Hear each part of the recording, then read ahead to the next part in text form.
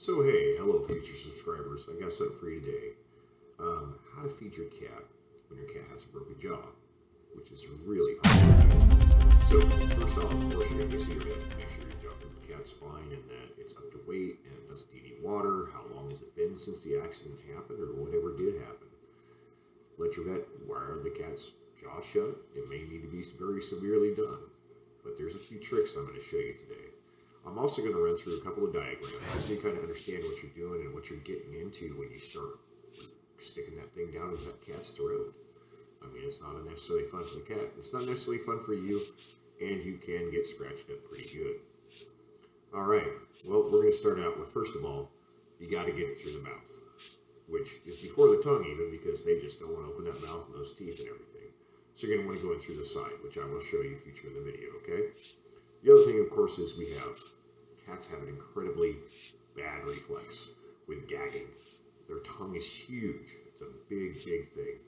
And you got to get past it through the mouth and then over the tongue so you're actually down past that. And they're still going to gag and try to spit it up on you, but that's all right. You can just a little bit more and just be real slow. Don't go ahead and try to force it all the way down in there or you're going to hurt your cat. All right. The other thing is you got to remember in a cat, unlike us, even though our nasal capacity is stuck with our palate or our mouth, I mean, it's directly influenced. And I'm sure you've all had instances where you cough or spit up or that kind of thing, something comes out your nose. Well, the cat, it's just a huge cavity in there because their noses are so sensitive. So if you're forcing it so quickly, it's going to fill up their cavity and you can actually drown your cat. That's what happens with little kittens a lot of the time is people aspirate them, not realizing they have to lay down so it doesn't go to their nasal capacity into their lungs. So that's another video, of course. That's a lot of fun right there.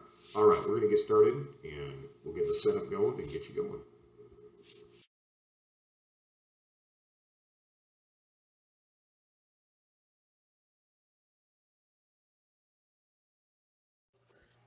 So first off, this is a syringe that you can buy like at the dollar store.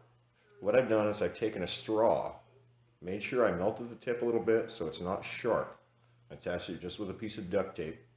You're not going to be able to pull the food all the way up into here, but you can pull it into the straw right here, which makes it really easy to, when you get it into their mouth, that it's soft enough that it's not going to hurt them. Otherwise, you go jamming something hard plastic in there, there's a good chance you're going to cut up the inside of the mouth, and we don't want to do that. After we feed with the food, which is a mixture of wet cat food and like the Infamil for cats, there's many different brands out there. We also like to get a little bit of water in there to make sure everything goes down because your cats gag quite a bit.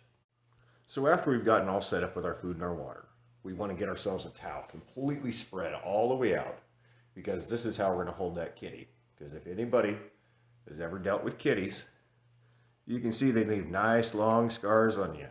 It really feels good. So this here is Sweetie.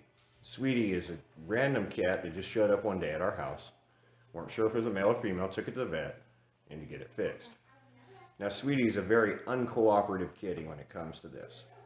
Continually licking because she's missing her front teeth and has a broken jaw and had a carve into her palate. We're not sure how it happened. Well, we checked and the other kitties seemed to all be fine, so it's been a couple of days. Now the other thing about Sweetie is she has this nerve condition, neurological condition, where this leg is not working right now. So we're working on Sweetie to get her healthy, or get him healthy. All right, so if you lay him down and just gently hold him there, and just gently put it across their body, take that corner, go up around their face. That way you isolate the head. So scoot him over. As you can see, he's got that tail and those back feet. Those back feet are going to be the ones that are going to get you. So we're going to make sure that we wrap up and hold those back feet really, really well. Now, Sweetie totally hates this and fights me every time. We've been doing this for a few days now. So, as you can see, that kitty is just able to slide right out of stuff because they're very, very nimble. Now, Sweetie's looking at stuff because Sweetie knows what's going to happen here. Sweetie does not like this at all. So, what we do is we just take that syringe, place it in there, and pull it up. So you see tiny little bubbles starting to form up in there. And then grab that old precious sweetie and get that right past that mouth. And he does not like it at all, but he is eating today, which is better than some of his other stuff. Open up, Bubbles. Come on. The big thing is kitty cats have an incredible gag reflex. So if they don't like something, they're gonna let you know. But the big thing is you make sure you keep those feet from clawing the crap out of you. And you just gently place it to the side of the mouth, wait for them to open up a little bit, and stick it right past that tongue. As you can see, it's not easy to do. And Sweetie doesn't like it. But you gotta get them to eat, and you gotta get them to drink, because they're gonna go in that little comatose mode where they don't want to do nothing, and then they will be very unhappy with you. So we don't try to overstuff them, because you know right now their tummy is a little bit smaller than it normally is. But Sweetie is eating, and that's the important part. You want to make sure that they're eating. You can't be too thick. All right. So we've gotten just about a tablespoon.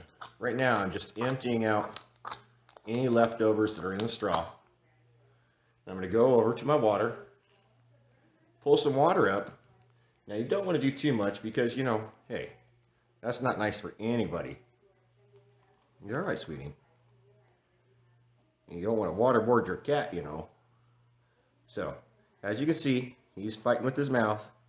You can get that mouth open and get that water in there. There we go. Good job, Sweetie. All right, so what I do before I let him go, though, is I just gently pat off any excess on their face, because kitties are very, very clean animals. Next thing I do is open it up and just hold him for a minute. Let him calm down. Okay? Because otherwise, he might just try to take off on you if there's an open window or something like that. They'll hop out there, and they are so fast. So, if you have any questions, comments, or concerns, you make sure you go ahead and hit me up and let me know. All right. Thank you so much.